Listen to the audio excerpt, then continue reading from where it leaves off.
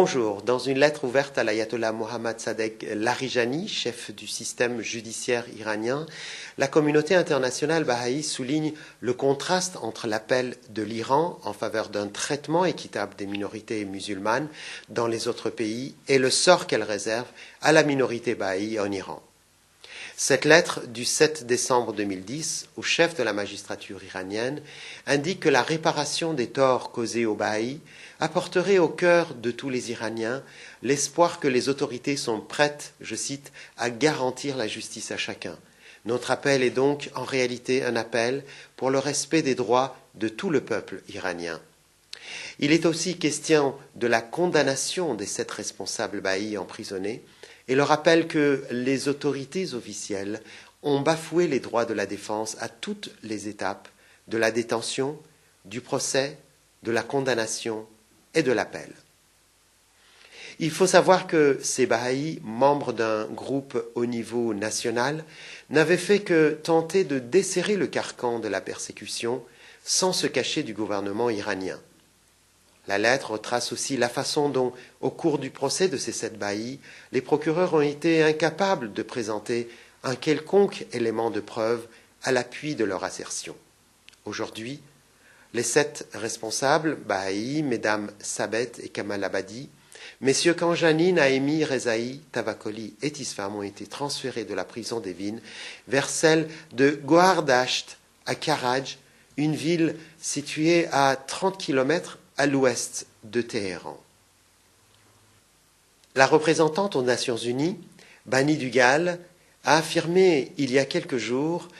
qu'ils sont obligés de supporter une saleté épouvantable, la pestilence, le risque de contact avec des maladies et une cellule si petite qu'il leur est difficile de s'allonger ou de réciter leurs prières quotidiennes, qu'il est clair que leur santé s'est détériorée et qu'ils n'ont pas accès à des soins médicaux adéquats.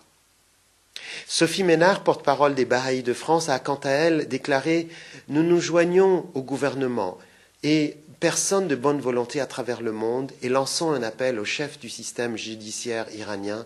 pour que ces 7 Bahaïs innocents et avec eux tous les Bahaïs incarcérés à travers le pays soient immédiatement rendus à la liberté. » À présent, une résolution de l'Assemblée générale des Nations unies avec ce vote de 78 voix pour, 45 voix contre et 59 abstentions qui exprime ses graves préoccupations au sujet des violations constantes et récurrentes des droits de l'homme. Il s'agit du score le plus élevé jamais obtenu en plus de 20 ans par une telle résolution concernant l'Iran. Cette résolution, intervenue le 21 décembre 2010 et qui évoque précisément les préoccupations soulevées par les agissements de l'Iran en ce qui concerne l'intensification de la répression vis-à-vis des défenseurs des droits de l'homme et les informations sur l'usage excessif de la force, les détentions arbitraires, les procès iniques et les allégations de torture, ainsi que ces inégalités omniprésentes entre hommes et femmes et violences à l'égard de ces dernières. Elle évoque également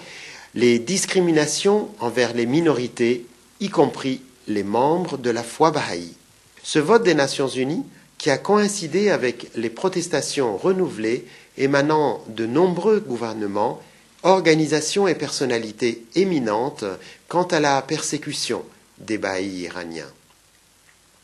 Parmi les initiatives de la société civile, à noter ici ce groupe de défenseurs des droits de l'homme bravant le 18 décembre dernier les mauvaises conditions météo dans la ville allemande de Mainz avec leur inscription « Liberté pour les 7 Bahaïs ».